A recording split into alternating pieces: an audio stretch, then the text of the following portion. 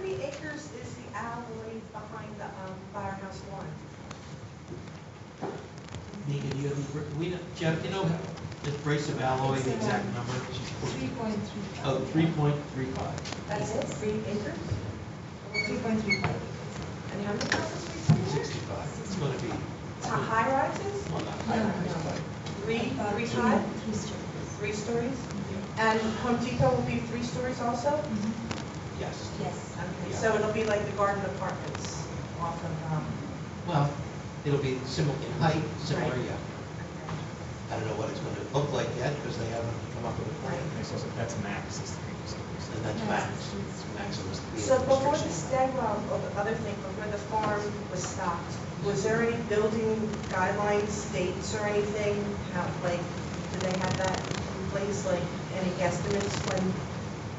No, this has been they're not very quick on a lot of stuff, so they've been going through what they've been going through. I don't know. Are they selling now? Do they have a sales office? I don't think so. I think they just started clearing. Okay. I haven't seen anything. I don't know that Does they may. anybody know? I don't know. Again, it's private building. No. Okay. It's private building, just like others. Thank you. Okay, thanks. Have a good night.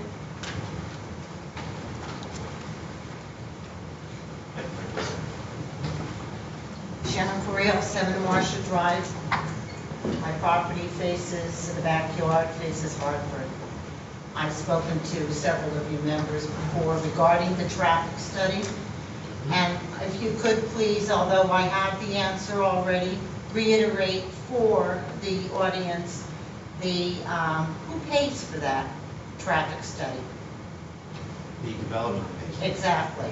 I find that the study is faulted. When my security cameras pick up 192 vehicles going both ways in 22 minutes.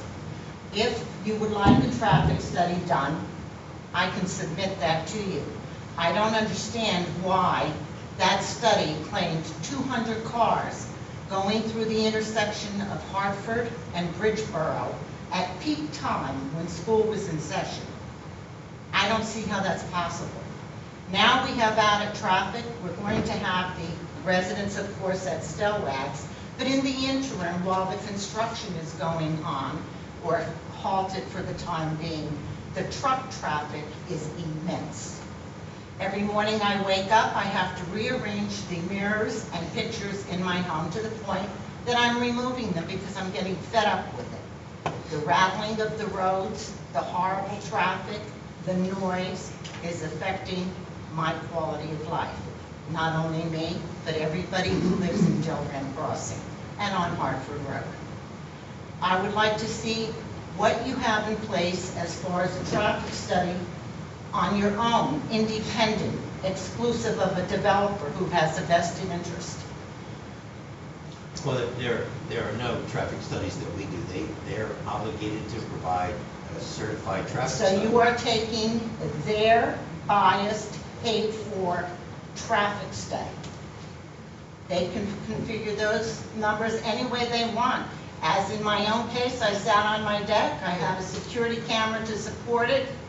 22 minutes, 192 vehicles, non-peak. Nika or Stuart, or both? If I may, generally, typically, when the applicant presents a traffic study, the board professionals, be it the planning board engineer, the planning board planner, and sometimes the planning board traffic engineer also reviews their study. They review it, but they're not there. And they're not conducting their own study. You can hand me that same piece of paper and I can review it. It means nothing. It's just stating that you agree with that piece of paper. Well, I mean, professionally, they have to, most of these studies are based on industry standards. Some, there is the transportation engineer standards on which they are based.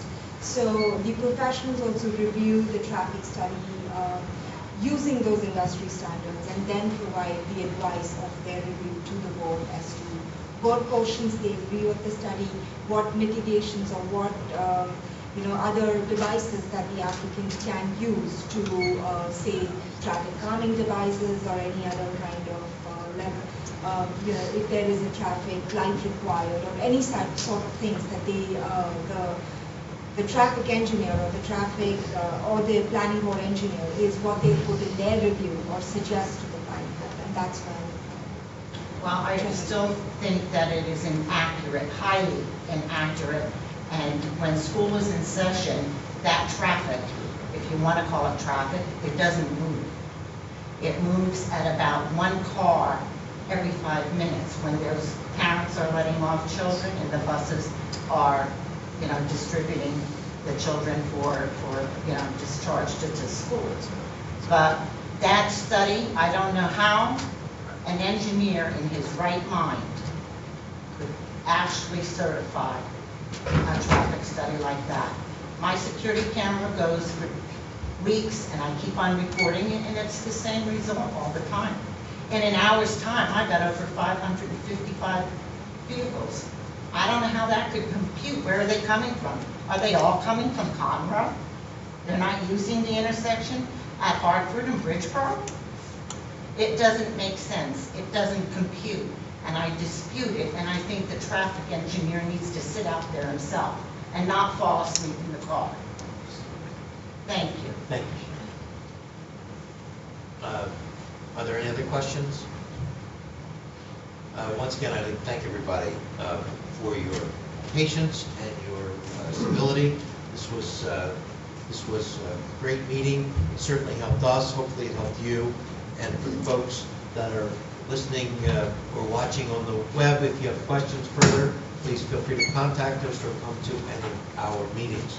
So unless council has any... Council President, just I want to apologize. I've been taking phone calls, which I usually don't, but I understand. Tree calls and police calls, and I apologize, but they need to be responded to. Understand.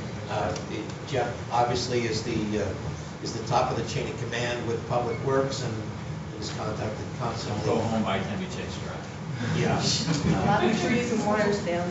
So, I believe it's all over residents already. unless council has any questions or comments, seeing none, I'll ask for a motion to adjourn. Motion. Second. All in favor? Aye. Opposed? Motion carries. We are adjourned. Meet you, hit the gravel.